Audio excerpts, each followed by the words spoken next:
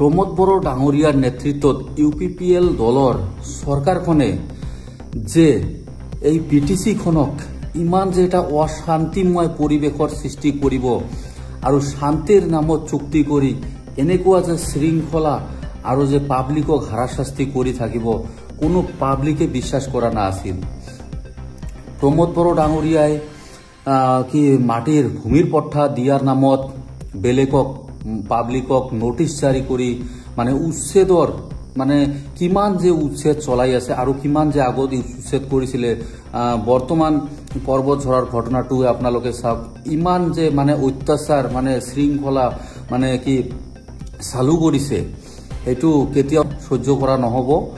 আৰু আমি দেখিবলৈ পাইছো প্ৰমোদ বড়ো ডাঙৰীয়াই এই 5টা বছৰত মানে কামটো একো কৰা নাই, সেই ব্যস্ততাত নাই। কাক কৰ পৰা কোন ঠাইৰ পৰা উচ্ছেদ কৰিব পৰা যায়, কাক নোটিছ দিয়া যায়, কেনেকে নোটিছ দি মানে কেনেকে পাব্লিকক হাৰাশাস্তি কৰিব পাৰি, কেনেকে পাব্লিকক ডমিনেট কৰি ৰাখিব পাৰি, সেই চিন্তাৰে 5 বছৰটো মানে প্ৰমোদ বড়ো ডাঙৰীয়াই কাটাই দিছে।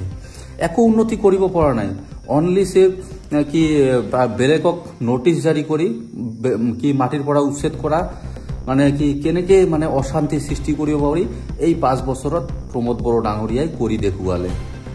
তো গতিকে ৰাইজ আপোনালোকে এইবাৰ আমি যাতে ভুল নকৰোঁ তাৰ কাৰণে সজাগ সচেতন আগৰ পৰাই হ'ব লাগিব।